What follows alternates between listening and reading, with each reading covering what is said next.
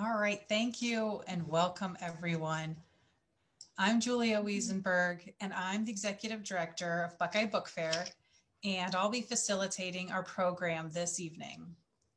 We have in store for us a great discussion about the important role Ohio, and more specifically Akron, Ohio, had on the outcome of World War II. The format for tonight is we will have about 30 minutes of a lecture from our author, Tim Carroll, and then 30 minutes for discussion and questions. Tonight, Tim will be talking about the topic of his book, World War II Akron. The author of two books, Tim was born and raised in Akron. He attended Case Elementary, Litchfield Middle School, and Firestone High School before obtaining a history degree from the University of Akron. Both of his grandfathers, John M. Carroll and John F. Ward, were drafted before Pearl Harbor and served overseas in the Pacific for close to 3 years. Please feel free to use the chat feature to submit any questions, and we will save plenty of time for our discussion.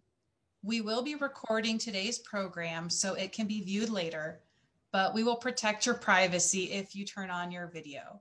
You can also leave your video off or use the chat feature if you prefer. We would like to thank our sponsor for tonight's program, Ohio Humanities, whose mission is to provide educational humanities programs to all Ohioans. This series of Ohio Book Talks presents author-led discussions of new books covering different periods in Ohio history. Now, I'm pleased to turn things over to author Tim Carroll to talk to us about Ohio's role in World War II. All right, hopefully you can see the screen, right? So I start my book and the presentation with this cartoon from 1937. You can see Uncle Sam's telling the boy, you're building for peace, lad, not war, as boys your age are doing in Europe. And that was really the dream back then. Americans hoped to stay out of World War II. They were isolationists. But it didn't really work out that way. This is William Kotke. He's participating in his fifth soapbox derby in 1938 at age 15. And the Beacon Journal was looking for him in 1962 because they were throwing a commemorative parade, but they didn't realize they couldn't find him because Lieutenant William Kotke was killed on a raid over Tokyo in 1945. That's Dan Clymer at age 19, watching one of the last soapbox derbies before the war. PFC Dan Clymer was killed in 1945 in the Battle of the Bulge at age 19. That's Marvin Hatchett in the 1930s, who had dreams of being a farmer. But he's killed in 1944, fighting in the Battle for Rome.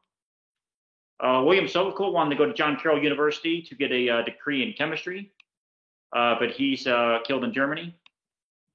And Harold Wheeler wanted to be an architect, but is killed on a mission over China.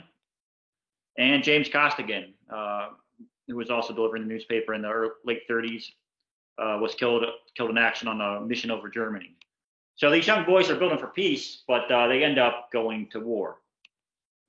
And really, World War I helped set up World War II. You can see this cartoon at the end of World War I, where civilization is tied to a stake, and the wolves of war, disorder, and chaos are on the prowl as the United States refuses to join the League of Nations, which their president came up with. And without the United States involved in the League of Nations, many Europeans thought they were doomed to fight another war. The majority of Americans did not want to participate in World War II. Even the Veterans of Foreign War in 1938 led a campaign drive across the country, and they collected millions of signatures. They delivered to Congress, telling Congress they wanted to stay out of the coming war in Europe. Their philosophy was simple. They had already fought in World War I, the war to end all wars. That was supposed to be it. We're not going to go over and bail out the Europeans again. This is President Roosevelt campaigning for re-election in 1940 from the back of a train, which traveled throughout Ohio. Couple of photos that are in the book. There were 50,000 people that gathered around the train station in downtown Akron to hear him speak. Both the Democratic and Republican platforms were the same during 1940. Both candidates promised to stay out of World War II.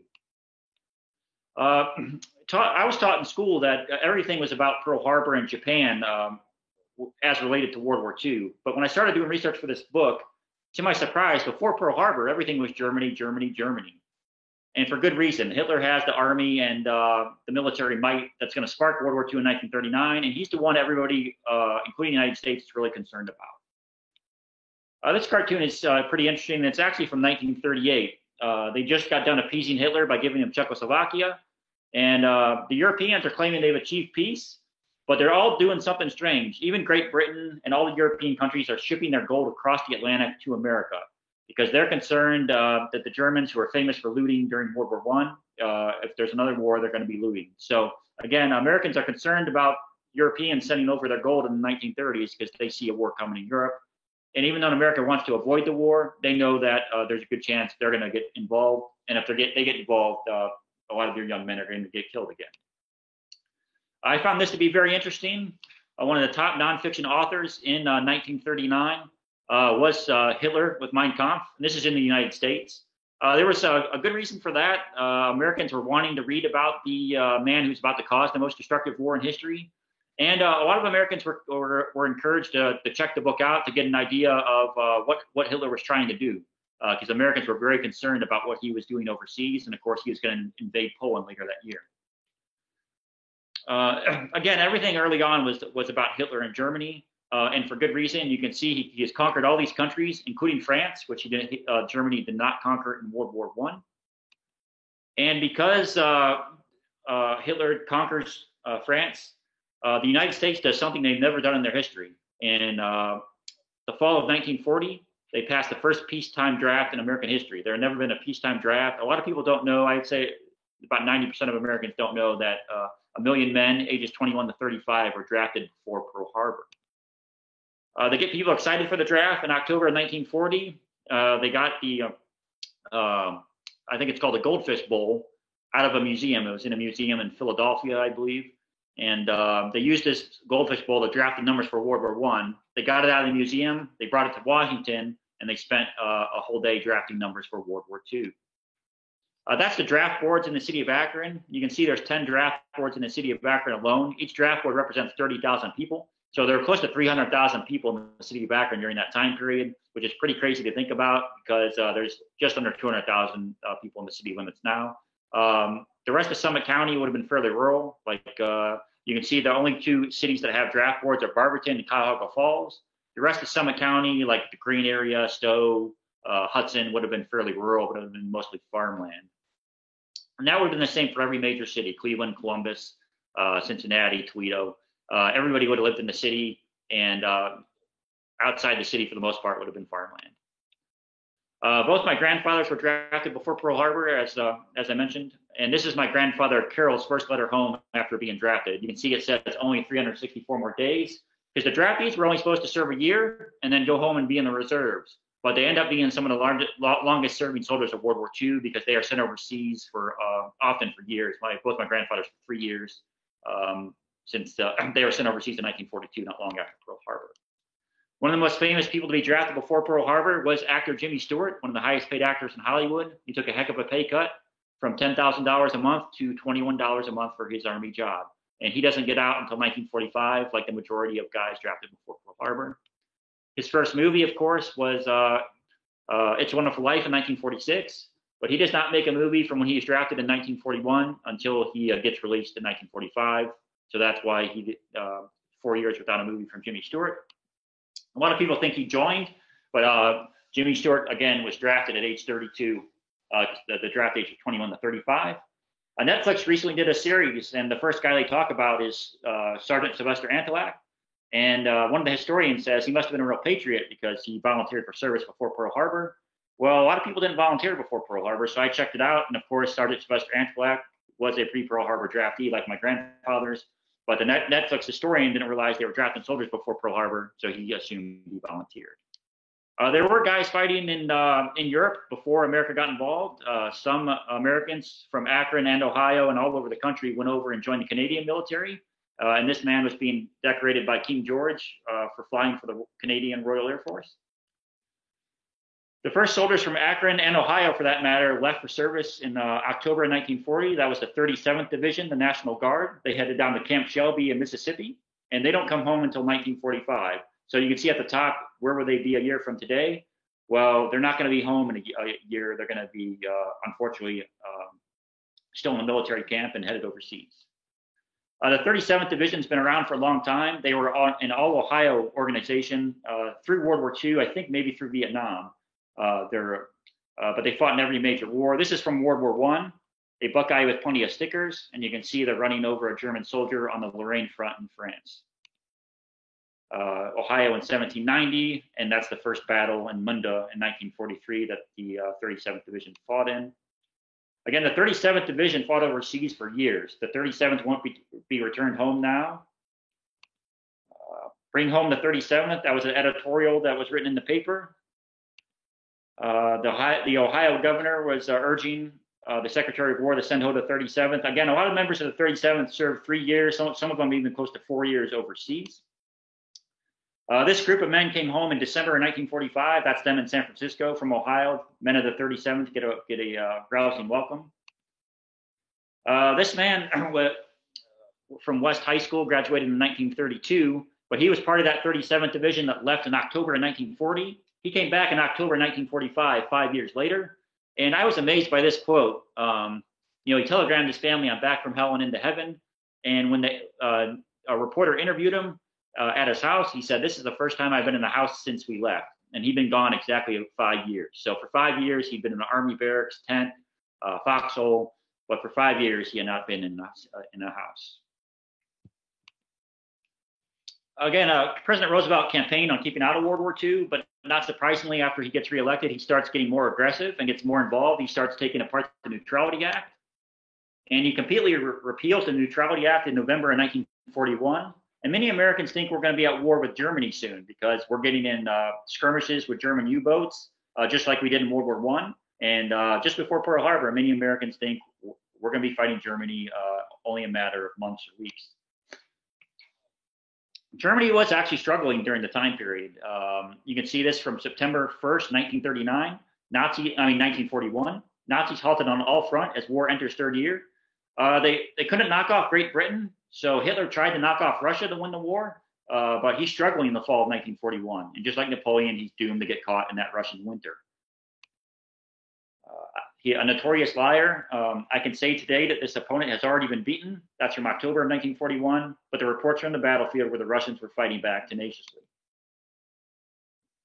Skip that one. But Pearl Harbor does happen. It's one of the deadliest days of World War II.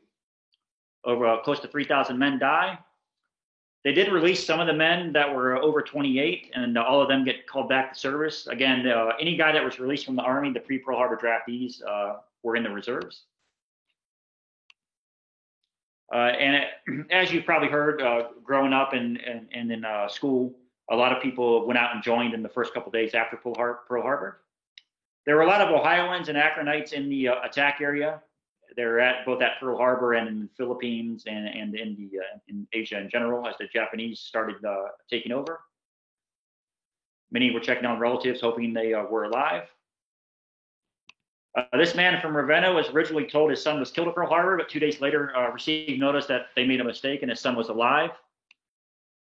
Half of Akron troops were on secret duty. What that meant is they were concerned that Japan might try to invade the West Coast. So all the Akron soldiers that were in the military were basically sent to a staging area in case they had to be shipped to California to fight. But the Japanese had no plans to invade. And again, Americans didn't want to be involved in World War II, so they were not allowed to send the drafted soldiers overseas. Well, so after Pearl Harbor, Congress had to repeal that ban. So Senate passed this measure to raise the ban on the AEF so they could send soldiers overseas, because obviously after Pearl Harbor, they're going to have to send their draftees overseas to fight. 9 men from the Akron area did die at Pearl Harbor. England was reported to be fighting a defensive battle, waiting for the United States to get involved. They expected America would get involved at some point.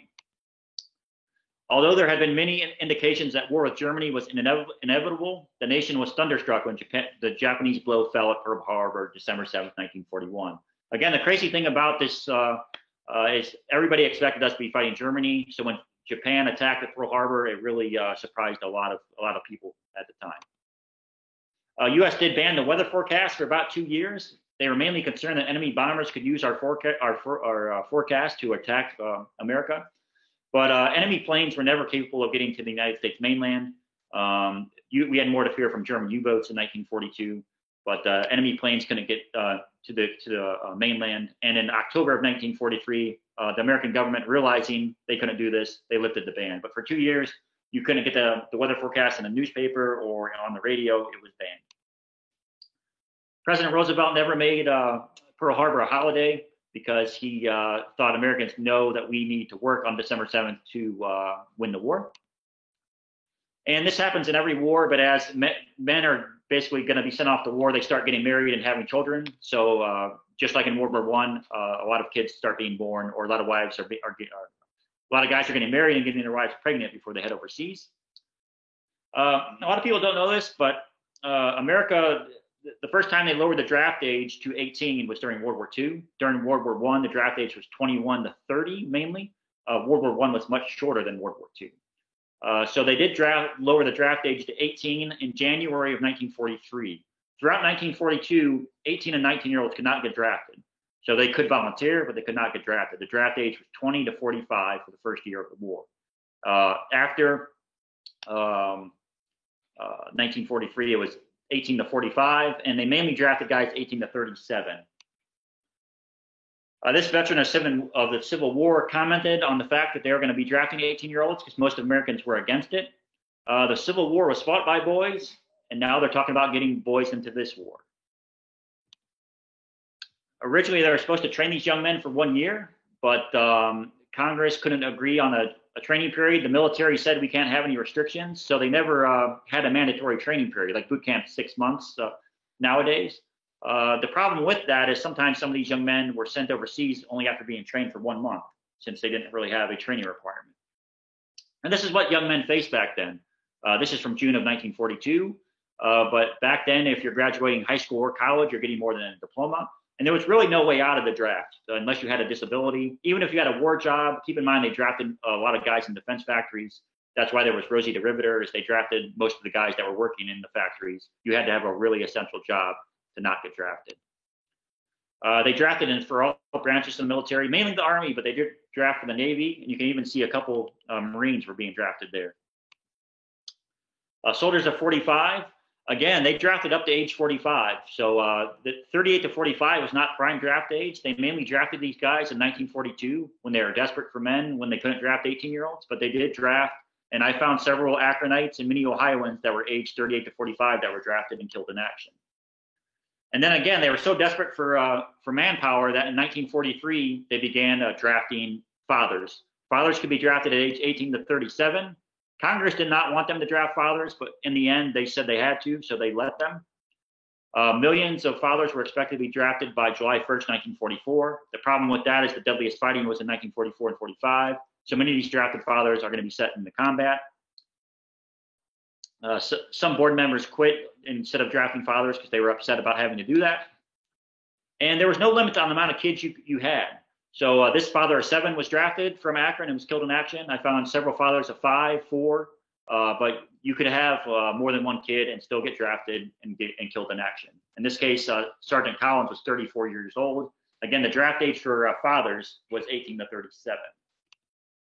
And this is really what they faced back then. You can see on the left, she's waving goodbye. On the right, he's waving goodbye. It says war work for mothers and draft for fathers. Often the distance is victory till we meet again. And there's a work or fight order that they eventually announced. Basically, they were telling the guys 38 to 45, hey, we don't really want to draft you. We don't think you're in great shape for the military, but we need you to work in an essential job. You need to go to work at Goodyear or a factory. If you don't go to work at a factory or like help out on the farm, we are going to draft you. So either work to help win the war or we will draft you. Kids also started to help. Some high schoolers dropped out of school to work in the defense factories, but you see at the top, stay at home, pal, as he heads off to school. I'll be back for the swing shift. And Akron Public Schools switched to a half day so that the kids could work more. And they'd even started the school year in October, even close to November one year, so the kids could work more in the factories. I forget what the age was, maybe 16 and up. One of the most famous fathers to be drafted during World War II was Ohio State's head coach, Paul Brown. You can see him playing with his 3 kids in 1944. He was 35 years old as he was drafted. Because he is Paul Brown, one of the most well-respected and famous coaches of the time, the naval station in Illinois had a football team, so they gave him a job coaching football, which was great for him. He played his former team, Ohio State, which he almost beat in Columbus. And the Browns are kind of born out of World War II. He was supposed to come back to coach at Ohio State, but before he leaves the military, he gets offered a job by a Cleveland businessman to be the first head coach of the Cleveland Browns and be the highest paid football coach ever. And their first game was at the Rubber Bowl in Akron. Ohio State wasn't happy about it because he was signing some of his former players who were in the military that were supposed to come back to Ohio State. For instance, Lou Groza was stationed in the Philippines when his former coach got a hold of Lou Groza and signed him to be a Brown. He still had 3 years and could have played at Ohio State. There was a Dogs for Defense program where civilians could donate their dogs to the military, and many did. This is a husky that was trained to carry a machine gun. That Dalmatian from Barberton served overseas, and they would give you your dog back that you donated at the end of the war. So this young man met his dog at the train station with his parents, and he got his Dalmatian back. That's a dog parachuting out of a plane. I think this is actually a World War I photo, but dogs were used to carry ammunition during World War II as part of the Dogs for Defense program. This is a military show that traveled through Ohio and across the nation, but paratroopers were relatively new during the time. So 150,000 people gathered around the Akron airport as paratroopers landed and pretended to capture and assault the Akron airport, and it raised a lot of money in Memorial Day weekend of 1945 for the war effort. It's a very popular show. If you're from Northeast Ohio, you've probably eaten at a Swenson's restaurant, and I found it interesting that Richard Swenson served in the military, the son of the Swenson's founder. One of the cool things about him is his unit found King Charlemagne's body and his crown and scepter and whatnot in a German bunker. The Germans were essentially trying not to have King Charlemagne's belongings and body destroyed by bombing. So these young men were having fun and were trying on Charlemagne's crown. So there was actually a picture in the paper of Richard Swenson wearing King Charlemagne's crown, which you can no longer do. It's in a museum. But their commander said that Charlemagne must have been quite a fellow. The crown weighed about 10 times the weight of our steel helmets. Bob Hope came to the Rubber Bowl to give a speech on Gold Star Mother's Day of 1944 to thank Akron for the war effort. And Jackie Coogan, Flight Officer Jackie Coogan, came into town for another event. That's them at the airport. A lot of you might know Jackie Coogan. He was a childhood star with Charlie Chaplin, but he was famous in the 1960s for being Uncle Fester from the Addams Family. Roy Rogers came to Goodyear in 1945 to thank the tire workers for all they do. Marlene Dietrich was part of a war bond tour that toured throughout Ohio. That's her in front of the Goodyear Air Dock in 1942. Actress Carol Lombard raised $1 million in her hometown of Indianapolis in 1942. On her way back to Hollywood, she was killed in the plane crash. Her husband was Ohio native Clark Gable, who, upon her death, decides he's going to join the military at age 42. And I believe he was actually the highest paid actor in Hollywood. That's him training. He was a gunner on a bomber, and he took a lot of film for the military. He did go on some missions, not a lot, and Hitler did have him on his list of people to capture. That's him as a young man. I believe he's 19 there when he was working in Akron before he left for Hollywood. One of the things that I found interesting studying this era for my book was that the Goodyear blimp served in World War II in the Navy, and it was armed with 50 caliber machine guns and depth charges to hunt subs. This particular blimp crossed the Atlantic in 1944, and you can see it operating by the Rock of Gibraltar, where they were hunting subs in the Strait of Gibraltar and the Mediterranean area. There was a blimp over President Roosevelt's ship when he went overseas. I think that was 1945 at the Yalta Conference. You can see one over the Leaning Tower of Pisa, and that many guys that worked for Goodyear became, which made sense, became Goodyear blimp pilots during World War II. I found this very interesting, seeing blimps operate off aircraft carriers. You can see there's two of them coming in for a landing, something you don't see every day. There's one landing, another one. And again, they were great protection for ships. The Germans were sinking a lot of American shipping in 1942 with their subs. So these blimps would hover over water. They could see deep and spot subs. Blimps weren't that fast, so they actually would call in ships or planes that would attack the subs. There is no record of any blimp sinking a sub, unfortunately, during World War II. And again, the Germans were wreaking havoc with their subs early on. They sunk 204 American ships from March through July 1942, but by the end of 1943, they were down to 29 ships. So the blimps made a heck of a difference. There's 3 of them operating off a carrier. Another one. They did serve on both coasts. That's San Francisco Bay, a fleet going out for service. There were 4 sizes and 150 blimps made during World War II. That's Moffett Field in Southern California. Because the military did not need 150 blimps after the war, they sold a lot of them to companies and civilians. So the first person to buy one was Howard Hughes, the billionaire aviator and movie maker. And he signed a young woman named Jane Russell to make a movie called The Outlaw. See, and that's Jane's first movie, The Outlaw, which is controversial because Howard Hughes thought Jane was beautiful, so he showed more skin than you were allowed during the time. So it was actually banned for a while.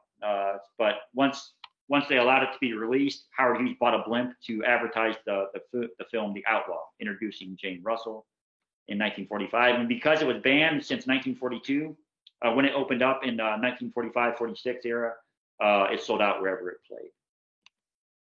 It was really Akron's heyday. They were second in industrial output in Ohio, behind Cleveland, and 12th in the country.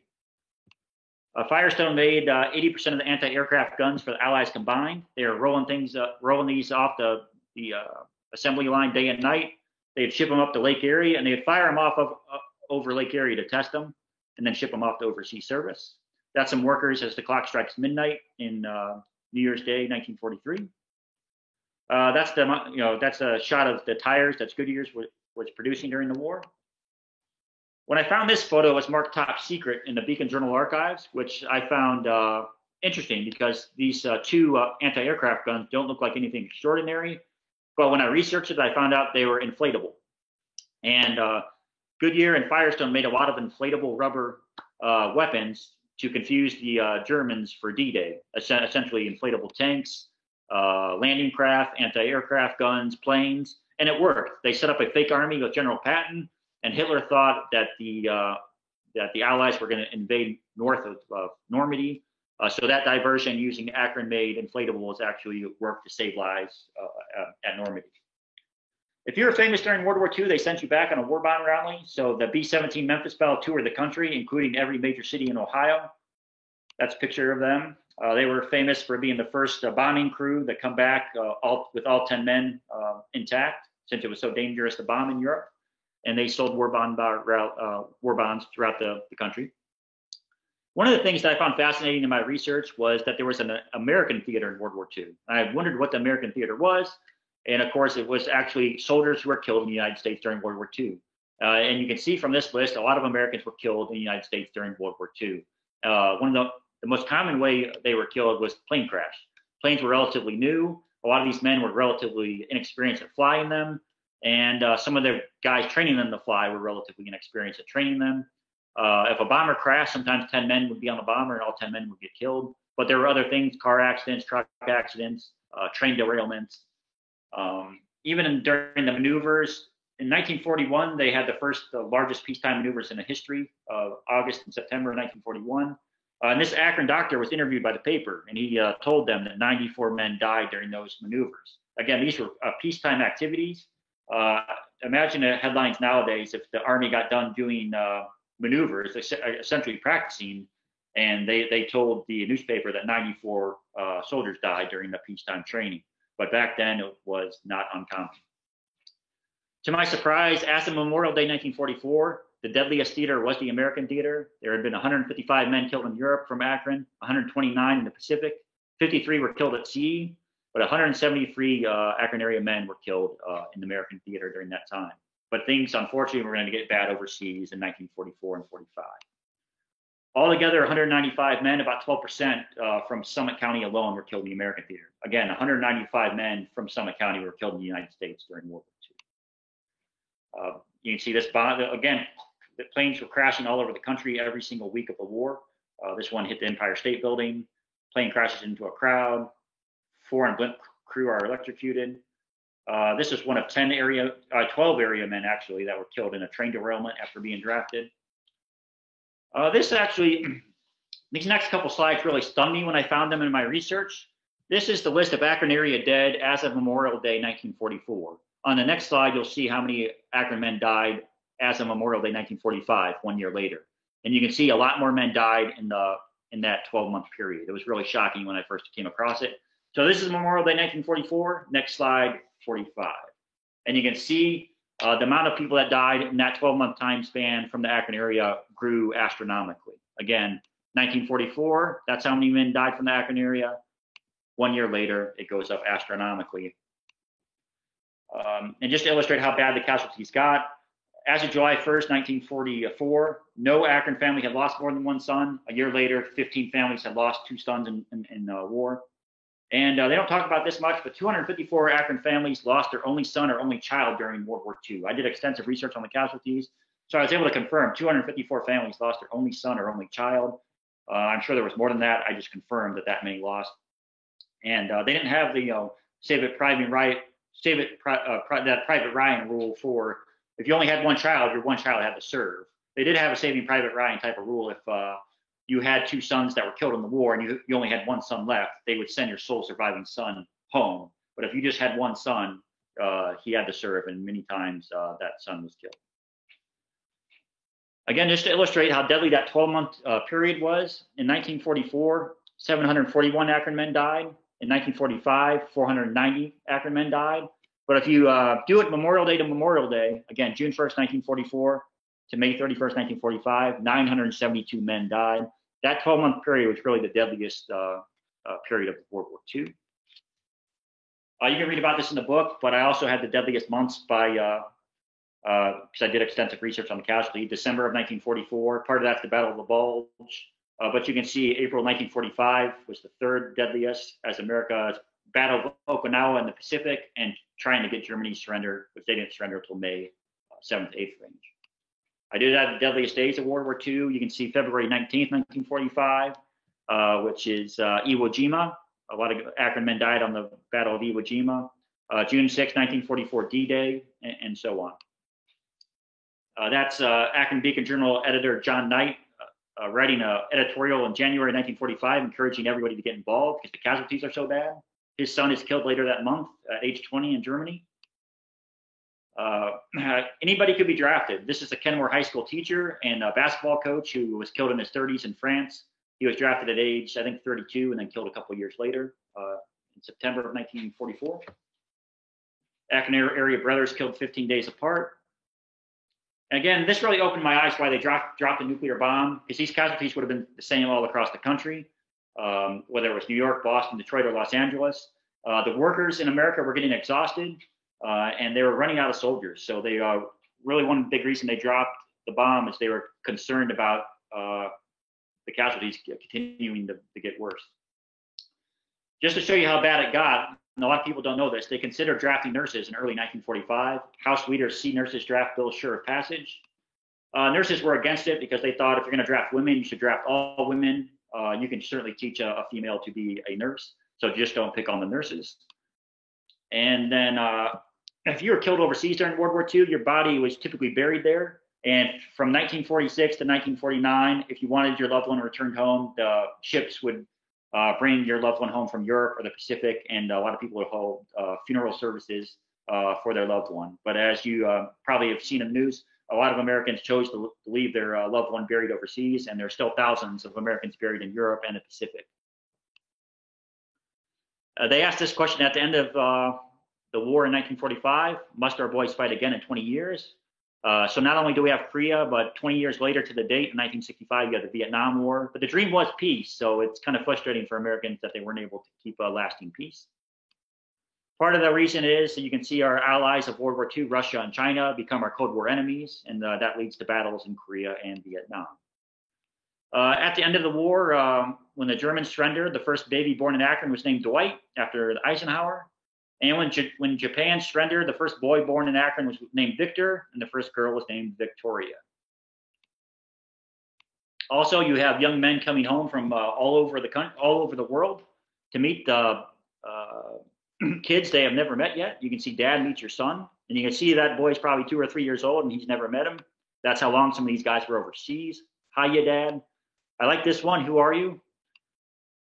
And of course, a lot of them are bringing back war brides from all kinds of different countries. I have a friend whose grandfather met his grandmother in Britain. And you're going to see a post-World War II housing boom as a lot of soldiers come home and there's nowhere to live in the cities, which are overpopulated from the war. That's Webb Brown. He's the cartoonist, and all the cartoons you saw in the presentation from the Beacon Journal are Webb's. He retired in 1945 at the end of the war after 46 years of making cartoons. My second book was about his cartoons, World War II cartoons of Akron's Webb Brown. It tells the history of World War II from putting 237 of Webb's cartoons in chronological order from 1934 through 45. So that came out on April 20th, and I'm working on a couple other books, World War II Dayton, and some baseball and World War I cartoons I've been working on as well. You can get signed copies of my book at timcarrollbooks.com. It's just my name, timcarrollbooks.com. And if you're interested in having me for a speaking engagement, you can always email me, timothycarroll27@gmail.com. Wonderful. Thank you so much, Tim, for that. That was a great presentation. The photos are really very compelling. Thank you. So I want to invite everybody to go ahead and put any questions that you have into the chat, or feel free to unmute yourself and just ask a question. You may leave your video off or turn your video on. We'll leave that up to you, but please send us your questions. And I mean, Tim, right off the bat, I have a question about your photos. You were talking to me beforehand about them. There are a ton of photos in your book. Can you talk to us about how you went about getting those photos? Yeah, so I was real gung-ho since this is my first book, and I went down to the Beacon Journal off and on for about 2 weeks or so, and I looked through their archives thoroughly, and did a lot of research to find a lot of the photos and so I got a lot of photos from them, a lot of rare photos too. Most of them haven't been printed in a book before, or even newspapers since the time period. And then I was lucky that I found out that Goodyear donated their entire archives to the University of Akron. So I went down to the University of Akron multiple times, and that's where I got all the blimp photos and some photos of John S. Knight for the book. But I got a lot of interesting photos from those two sources. But I looked all over the country. I even got one from a college archives in Texas. I think there's one from California. So if you look, there's stuff out there that's related to this topic. It's really actually fun, just as fun to find different photos. And even I came across the Beacon Journal cartoonist just by accident, and I realized how good he was. So I printed his cartoons for the first time in World War II Akron. I think there's 40 of his cartoons in the book out of the 108 images that are in there. Did you say 188 images? There are 108, yeah. 108, okay. I thought, wow, that's even more than I had imagined. Well, the photos are wonderful. And just like in your presentation, they really illustrate what was happening. And the Goodyear blimp photos are very fascinating. And that's, I think that's a big question people have. How big of a role was Goodyear playing in World War II? No, astronomical. Goodyear was obviously, and all the rubber companies in Akron were probably one of the biggest things they made were tires.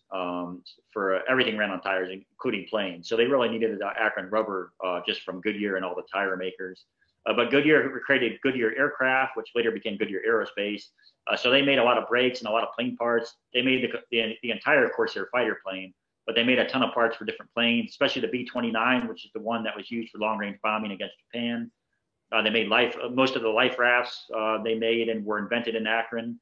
So they did, Akron is known as the city of invention. So a lot of the inventions and the stuff produced by Akron really helped win the war. And even, like I said, that fake equipment that they made helped fool the Nazis on D-Days to save a lot of lives.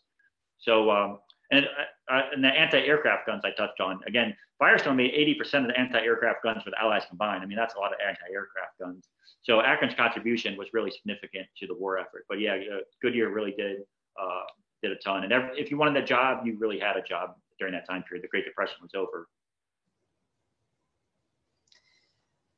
Well, I have a follow-up question to that, but I'm also going to let people jump in. If anybody wants to jump in here, the manufacturing aspect of World War II is really interesting because of that economic impact. Like you said,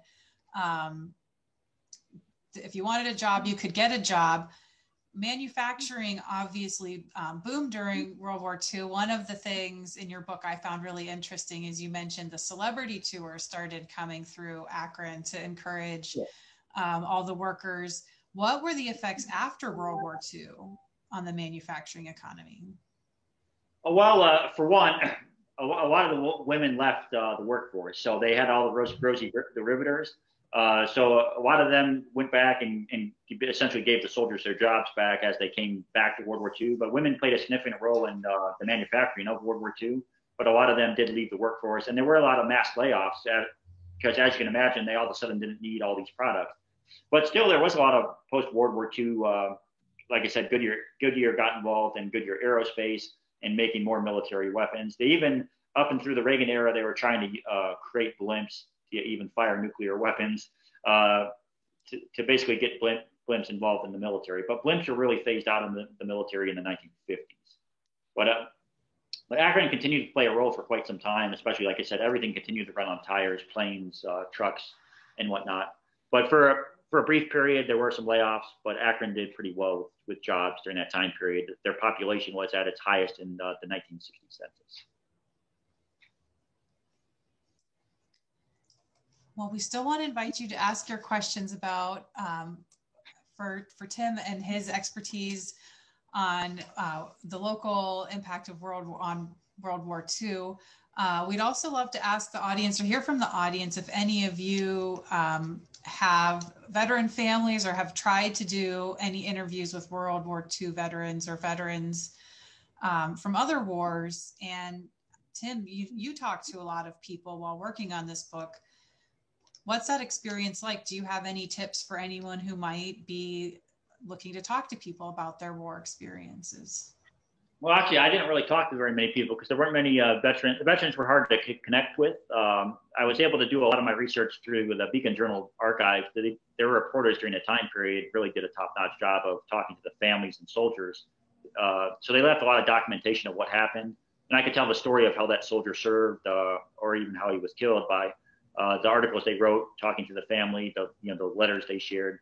So the Beacon Journal reporters were really fantastic during World War II time period. And they had to be. They documented the deaths of over 1,500 soldiers from the Akron area. Plus, they talked about the guys who were missing, the prisoners of war, people that were wounded. So it's really quite an effort on their part. And I do have a section in the book called Journalists at War. But yeah, it's always good to try to talk to some World War II veterans. There are still some around, and I did, after completing the book, be able to join the World War II Roundtable that was nearby. And there are more World War II veterans around than you think. And you get to hear about their experience and whatnot, which is always fun to learn more. Tim, could you speak a little bit more to the life rafts? Were there some for airplanes as well as for boats? Yes, good question. Yeah, one of the significant developments was life rafts for planes, but of course they were for all kinds of ships as well. Planes was pretty interesting. The guy who invented them from Akron, the reason he got the inspiration for this, they used to have balloon races every year. And one time a balloon crashed in the water because they used to have all kinds of balloon accidents when they had balloon races in Ohio as they were competing. And somebody said to this inventor who participated in the balloon race, why don't you develop a raft, like a rubber raft that could be underneath the balloon, so next time it lands on water, it won't sink. And that's where he got the inspiration for the life raft, which saved a lot of lives. For, as you can imagine, if you pass your plane into the ocean, you're not going to survive very long. But with the life raft, a lot of those guys were able to survive. If you saw the movie Unbroken, those guys survived 47 days. I found people that survived over 80 days on a life raft during World War II. Obviously, they had to eat some fish or whatever they could find. But the life raft really allowed them to do that. Ships, you might get luckier, because if your ship was sunk or whatnot, usually there are other ships around it to come to your rescue. When planes crash, the ocean's a big place. They sometimes had a lot of trouble finding you, and a lot of guys probably did. I'm not sure a lot. I shouldn't say that, but there were definitely some guys that were never found on their life raft, which it's just fairly tragic. Okay, were these for the airplanes? Were they inflated or on the plane, or did they inflate as they came down? Or well, they had to inflate them once they came down. They were not inflated on the plane. Okay. And did they have any kind of emergency kits, or you mentioned? Yeah, I can't remember exactly what was in it, but they had first aid kit. They had food. They had rations, and sometimes they lost some of that stuff when the plane crashed. But they did have rations, emergency aid kit. They had water. And a mirror, I think, in one place. A mirror, they might have, yeah. In fact, that's sometimes how they would signal. They'd get near an island and they would try to use the sun to signal to somebody, come get us. Hey, we're stranded out here. Okay. Thank you. You're welcome. Did Goodyear or other local company make the Mae West? I believe they did. I'm pretty confident they made the Mae West life jacket. They made the majority of the life jackets as well. Yep. Can you explain to us what the Mae West is? You know, I haven't looked at the Mae West is just a type of life jacket, I believe, from what I remember. And I remember seeing an article on Akron making the Mae West. So they definitely did. Another interesting thing about the life raft is they usually, whoever made it would usually sign it. So sometimes, you know, there's a guy from Akron who one of his classmates had a girl he went to school with made the life raft that he was on that saved his life. So he thought it was pretty cool that he knew the person that made the life raft that he was on after his ship was sunk. So did anybody have any other queries or any stories to share about anybody maybe in your family that had served? Here's a question about anybody from Akron involved in Iwo Jima? Yes, a lot of guys from Akron served at Iwo Jima. When I did research on the casualties, and 12 men were killed February 19th, 1945 from Akron alone. 8 of them died on the Battle of Iwo Jima on the first day of battle. It was really one of the deadliest days of World War II. But a lot of guys, unfortunately, from the Akron area died in the Battle of Iwo Jima. It was a very deadly battle. A guy named, which I talk about in the Journalists at War section, his name's Kais Beach. He was a reporter for the Beacon Journal who became a Marine combat correspondent. He was the one who, he was a reporter on Iwo Jima. He witnessed a famous flag raising. So he actually wrote about it, and he wrote a book about Iwo Jima in 1945. And if you've ever seen the movie Flags of Our Fathers, it's about the war bond tour. Again, if you were famous during World War II, they sent you back to sell war bonds. So when those guys raised the flag during World War II, they were sent back because they were famous to sell war bonds. Well, Kais Beach was with them because of his journalist experience. He was their PR guy. And since he wrote a book about Iwo Jima and witnessed the flag raising, they sent back Kais Beach, and he was on that war bond tour. In fact, there is a guy named Kais Beach in Flags of Our Fathers that has a small role. So there is a guy from Akron that was involved in that famous war bond tour that witnessed the flag raising. In fact, one of the funny quotes I have from him from the battle was the Beacon Journal said, "We heard that you helped raise the flag." And he responded, "Hell no, I didn't raise that flag. I was 50 feet away ducking grenades." So he was right there during the battle, but he was not one of the 6 men who raised the flag on Iwo Jima. That was a great question. Thank you. Is there any particular theater that Akron played more of a role in during World War II?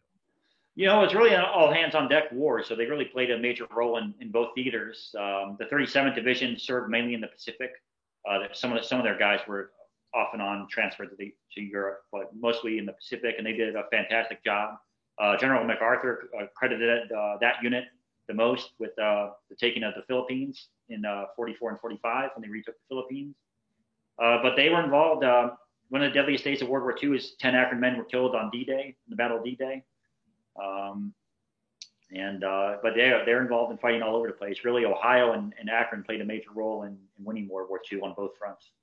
In your work on Ohio and World War II, have you compared statistics with other states?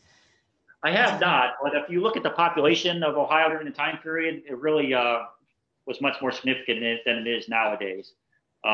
Compared, you know, we just had more people than, I think during the war, I should look it up, but like during World War I, we were much bigger than Florida and Texas and even California. So we were still on par with some of those states. We're now Florida, Texas, California, states like that are much bigger than Ohio. Ohio, I believe, still ranked 9th or 10th in population.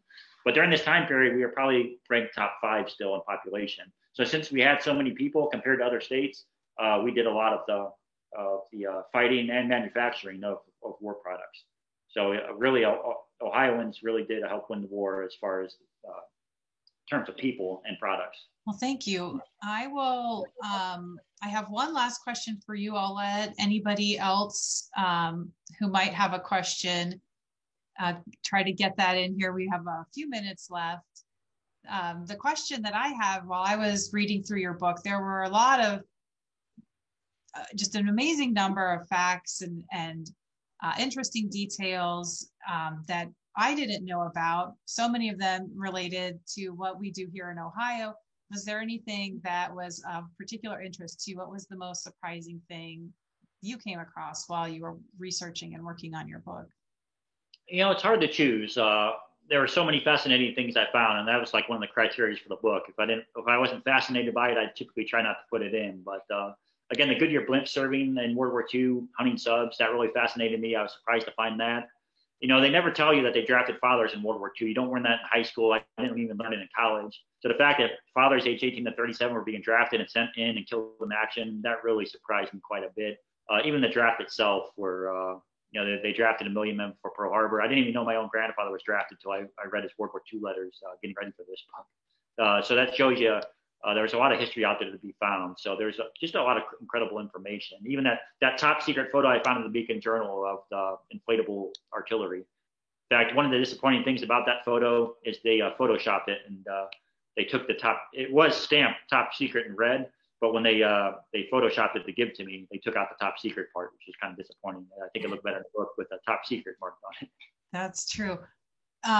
This is a great question we have come in. This is specific to Goodyear.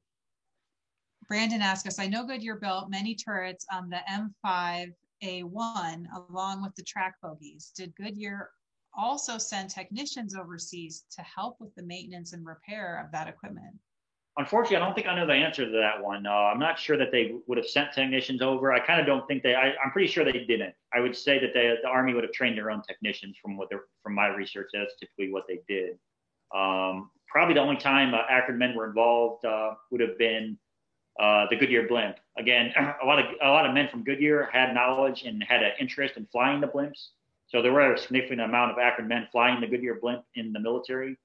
But as far as maintenance of the turrets and whatnot, I believe they would have trained their own technicians based on my research. Great question. Thank you so much for that. Well, that looks like all the questions we have coming in. If anybody wants to send anything in now, we'll try to get that here in the last minute.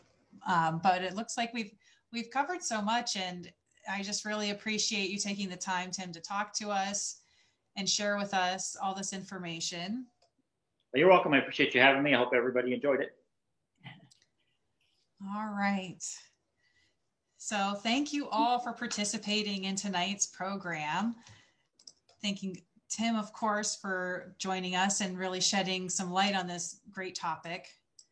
We'd also like to thank our generous sponsor, Ohio Humanities. Ohio Humanities is a state affiliate of the National Endowment of the Humanities, and any views, findings, conclusions, or recommendations expressed in this program do not necessarily represent those of the National Endowment for the Humanities.